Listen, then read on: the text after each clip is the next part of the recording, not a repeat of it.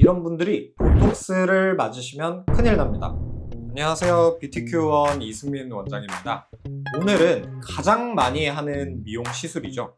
보톡스에 대해서 한번 이야기를 해볼까 합니다. 아무래도 요새 워낙 많은 병원에서 보톡스를 하고 있고 한 부위 990원 이렇게 굉장한 후킹을 하는 병원들까지 생긴 만큼 가볍게 생각을 하시는 시술이기도 한데요. 오늘은 이 보톡스에 대해서 좀 주의해야 될 점과 이 보톡스는 실제로 어떤 것들이고 이 보톡스의 내성이나 제품들의 어떤 차이가 있는지 한번 설명을 드리도록 하겠습니다. 보톡스라는 것은 상품명 중에 하나입니다. 미국 엘러간사에서 만들어낸 보툴리눔 톡신을 보톡스라고 부르는데요. 고유명사가 되기 시작하면서 우리는 보툴리눔 톡신계의 제품들을 전부 다 보톡스라고 부르고 있습니다. 엘러간의 보톡스, 제오민, 디스포트, 코어톡스 이런 다양한 제품들이 실제로 시중에는 나와 있는데요. 이 보툴리눔 톡신이라는 것은 우리 몸에 있는 근육을 약화시키고 마비시키는 역할을 하게 됩니다. 그래서 원래는 우리가 근육병증을 가진 경우에 이런 질병 치료를 위해서 사용이 되다가 이것들이 근육의 움직임을 막아주게 되기 때문에 우리의 피부 주름을 예방하고 개선시켜주는 용도로 미용 시장에도 사용이 되기 시작했습니다. 우리의 근육은 전부 다 수축과 이완이라는 과정을 거칩니다. 그래서 우리 얼굴에 있는 이 다양한 근육들도 이 근육이 수축을 하면서 표정을 짓게 됩니다. 그런데 이 보톡스는 이 근육을 마비를 시켜주기 때문에 표정의 수축과 이완을 막아주게 되면서 실제로 우리가 주름을 이렇게 짓는 이런 표정들을 막아주게 됩니다. 그래서 지금에 있는 주름도 어느 정도 개선을 시켜주면서 앞으로 생기게 될 주름도 예방해주는 것이 보톡스의 역할이라고 생각을 해주시면 될 것 같습니다. 사실 보톡스라는 것은 무작정 많이 사용하는 것은 좋지는 않습니다. 이 근육의 사이즈와 이 근육의 움직임 같은 것들을 잘 고려를 해서 적정한 용량을 적절한 레이어에 주입을 하는 것이 굉장히 중요한데요. 부위별로 이 주입 깊이에 따라서 효과가 크게 차이가 나지 않는 부위들도 있지만 이 주입 깊이에 따라서 효과가 크게 차이가 나는 부분들도 존재를 합니다. 그래서 이 얼굴이나 몸에 있는 근육들에 대한 움직임과 깊이를 잘 이해를 하고 적절한 용량을 사용하는 것이 중요합니다. 이 보톡스는 대부분의 제품들이 파우더로 되어 있습니다. 이 파우더에 우리가 식염수를 타서 이 액체로 만들어서 사용을 하는 제품이기 때문에 이 보톡스의 제품에 얼마의 식염수를 타서 얼마의 농도로 사용을 하고 있는지도 굉장히 중요한 부분 중에 하나라고 할 수 있겠습니다. 보톡스의 가장 큰 장점은 앞서 말씀드린 주름의 예방과 개선입니다. 그런데 이 보톡스라는 것이 근육의 수축을 막아주기 때문에 이 보톡스를 사용을 했을 때 오히려 우리 피부에서 윤곽이 개선되는 부위들이 있습니다.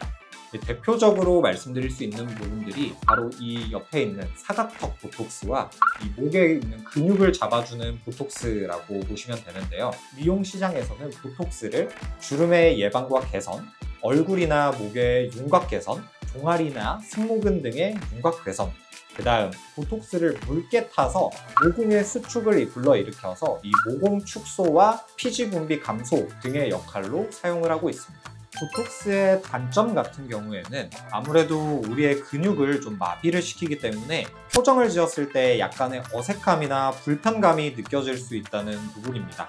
예를 들어 보톡스를 내 근육의 움직임이나 근육의 힘에 비해서 좀 과량을 맞게 되면 실제로 이마 보톡스를 맞았을 때 눈을 뜨기가 좀 어려워진다거나 아니면 눈가 보톡스를 맞았을 때 표정이 아예 지어지지 않아서 어색한 표정을 갖게 된다거나 하는 등의 부작용이 있을 수가 있습니다. 다른 부작용으로는 이 근육 간의 움직임에 대한 조화를 고려하지 않고 주사를 하게 돼서 눈썹 끝이 이렇게 올라가서 사나운 인상을 가지게 된다거나 아니면 이 옆쪽 턱 근육이 너무 쏙 들어가서 이렇게 볼이 패이는 현상을 겪게 된다거나 하는 등의 부작용도 있을 수 있습니다.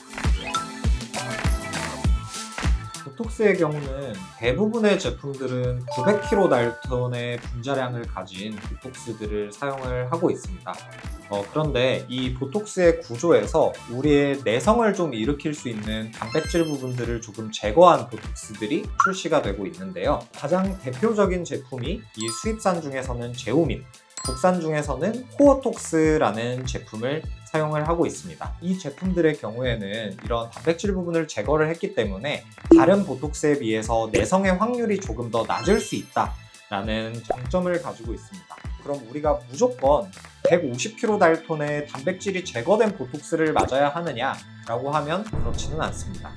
보톡스의 경우에는 알맞은 용량을 알맞은 주기로 시술을 했을 때 내성의 발생 확률이 굉장히 낮은 편입니다. 그래서 우리가 보톡스를 맞을 때 이런 내성이 적은 제품들을 선택을 하는 것도 중요하지만 보톡스와 보톡스를 맞는 주기를 3개월 이상 벌려주시거나 아니면 한 번에 맞을 때 너무 많은 용량의 보톡스를 동시에 맞는 것을 피해 주시는 게 오히려 내성을 피하는데 더 도움이 되는 일이라고 볼 수 있겠습니다.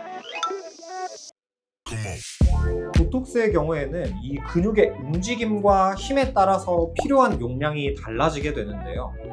우리가 흔히 말하는 이 공장식 피부과에서는 부위별로 사람과 관계없이 다 같은 용량을 주사를 하게 됩니다. 이제 그렇게 되면 고령층에 갈수록 근육의 움직임은 약해지게 되는데 너무 많은 용량이 들어가서 이마에 보톡스를 맞았는데 눈이 안 떠진다거나 아니면은 이렇게 눈이 퉁퉁 부어 올라서 더 이상 이 눈꺼풀을 위로 좀 올리기 힘들다거나 하는 정도의 부작용을 겪는 경우도 있게 되는데요. 아무래도 젊은 분들보다는 나이가 있으신 분들이 근육의 움직임이나 힘이 약하고 남자분들보다는 여자분들이 근육의 움직임이나 힘이 약하기 때문에 이러한 요소들을 잘 고려를 해서 보톡스 용량을 조절하는 것이 굉장히 중요하다고 할 수 있겠습니다. 이번에는 보톡스를 가장 추천드리는 부위와 조금 신중해야 하는 부위에 대해서 말씀을 드리겠습니다. 보톡스를 추천드리는 부위는 우리 얼굴을 이렇게 3분할로 나눴을 때 이 상위 3분의 1 부분을 가장 추천을 드립니다.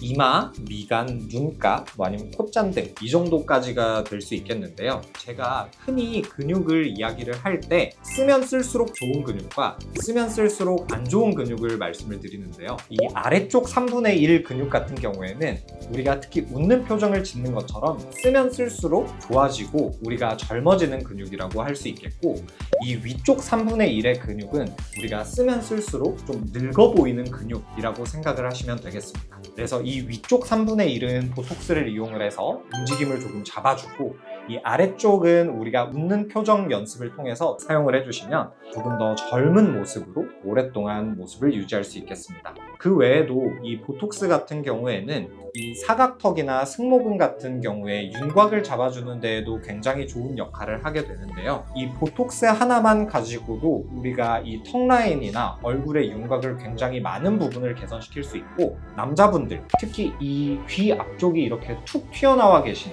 침샘이 비대하신 분들도 보톡스를 이용을 하시면 굉장히 윤곽 개선에 손쉽게 도움을 받을 수 있게 됩니다. 그리고 조금 신중하게 보톡스를 접근해야 할 부위들은 아까 말씀드렸던 이 아래쪽 3분의 1과 눈 밑 이런 부위들입니다.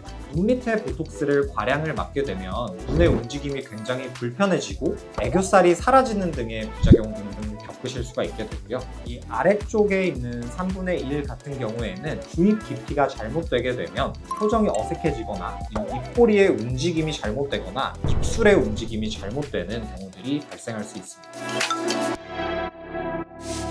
오늘은 보톡스에 대해서 여러분들이 많이 궁금해하시는 부분들에 대해서 이야기를 드렸는데요. 보톡스는 우리가 가장 흔히 그리고 쉽게 접할 수 있는 시술이지만 생각보다 고려해야 될 점이 많고 복잡한 시술 중에 하나입니다.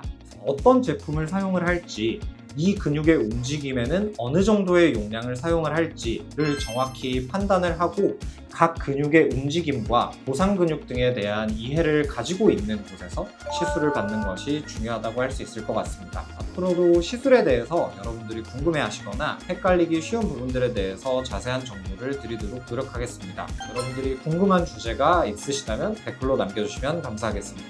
감사합니다.